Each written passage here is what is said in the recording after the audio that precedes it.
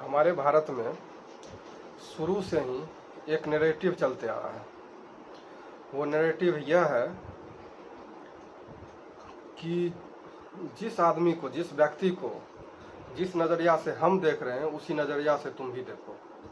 ऐसा कैसे हो सकता है?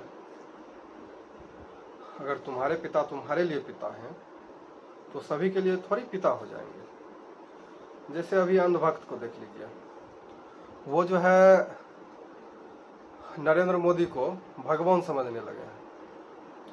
अबे यार, तो अगर तुम भगवान समझ रहे हो तो वो तो तुम्हारे लिए भगवान है। सभी कोई उनको भगवान नहीं मान सकता है ना। जैसे कांग्रेस के चमचों को देख लीजिए, वो सोनिया गांधी को राजमाता समझने लगे हैं। अगर वो राजमाता तुम्हारे लिए है तो सभी के लिए नहीं हो सकती है। उसी प्रकार लठैत जो है लालू यादव को मसीहा समझने लगे हैं, तो उनके लिए मसीहा हैं। तो सिर्फ वही ना समझेगा, वो बोलेगा जो सभी कोई उनको मसीहा समझिए, तो ऐसा नहीं हो सकता है। अगर महात्मा गांधी के लिए सुभाष चंद्र बोस ने उनको राष्ट्रपिता बोला तो सिर्फ उनके लिए राष्ट्रपिता हो सकते हैं। ऐसा थोड़ी है जो हम पूरे नैरेटिव गढ़ के और कानून बना दे, नहीं वो आदमी उनको राष्ट्रपिता बोला है तो सभी पूरे विश्व के आदमी उनको राष्ट्रपिता बोले। ऐसा कैसे संभव है? अगर नेहरू जी उनको बापू बोलते थे तो उनके लिए बापू थे, तो वो उनको बापू बोल रहे हैं। अब वो जो है पूरे हर जगह बोले कि नहीं हम बापू बोले हैं तो सभी कोई उनको बापू ही बोलो, तो ऐसा कैसे संभव है? रविंद्रनाथ टैगोर के लिए वो महात्मा थे, वो सिर्फ उनके लिए महात्मा थे। कोई कैसे उनको जबरदस्ती महात्मा बोल देगा? हाँ, जिनका मन करेगा वो बोलेगा, लेकिन जिनका मन नहीं करेगा उनको आप जबरदस्ती नहीं कर सकते हैं कि उनको आप बापू बोलिए, महात्मा बोलिए, कैसर हिंद बोलिए। ऐसा कोई ज़रूरी नहीं है। लेकिन नैरेटिव भारत में शुरू से ही बनते आया है और अभी भी बन रहा है, और ये नैरेटिव ख़त्म होनी चाहिए। हर एक चीज़ में जब अभिव्यक्ति की स्वतंत्रता की बात आप करते हैं तो अभिव्यक्ति की स्वतंत्रता इसमें भी रहने दीजिए, फ्री रहने दीजिए आदमी को।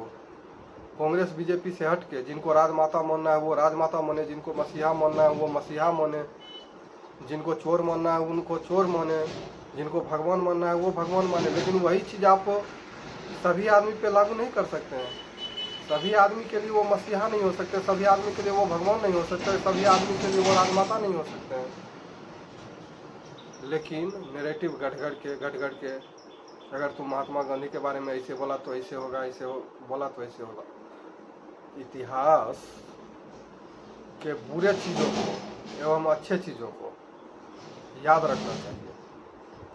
अगर महात्मा गांधी अच्छे कार्य किए हैं तो उनको याद रखिए ताकि भविष्य में वो काम आए।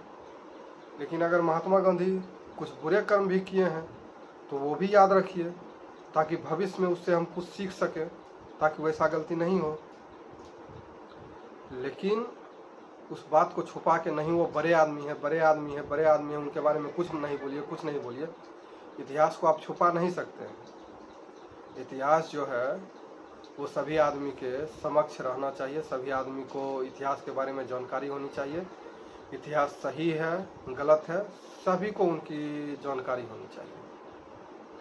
जैसे नाथूराम गोडसे जी ने 1948 में गांधी जी को मार दिया था, और जब नाथूराम गोडसे पर केस चल रहा था तो कोर्ट द्वारा यह बोला गया था कि आपने गांधी जी को क्यों मारा, उसके बारे में आप लिखित वृत्तांत बताइए, मतलब लिखित रूप से दीजिए, या नहीं कि मौखिक बोलिए। और नाथूराम गोडसे ने लिखित रूप से सभी चीज़ बताया कि मैंने गांधी को क्यों मारा, गांधी के रहने से भारत को क्या हानि हो सकती थी। वो सारा चीज़ उन्होंने कलमबद्ध कोर्ट को समर्पित किया, और उसके बाद वक्तव्य दिया जो मैंने इस चलते गांधी जी को मारा। लेकिन आप जानते हैं, स्वतंत्र भारत में अगर कोई आदमी कोर्ट में अपना वक्तव्य रख रहा है, कहने को हम स्वतंत्र हैं, लेकिन उनके उन वक्तव्यों को 1964-65 तक गोपनीय रखा गया, उनके उन वक्तव्य को। उसको इस बात से समझिए कि जब तक नेहरू जिंदा रहा तब तक उनके वक्तव्य को गोपनीयता के तहत गोपनीय रखा गया, ताकि कोई आदमी जाने नहीं कि नाथूराम गोडसे ने गांधी को क्यों मारा। धन्यवाद।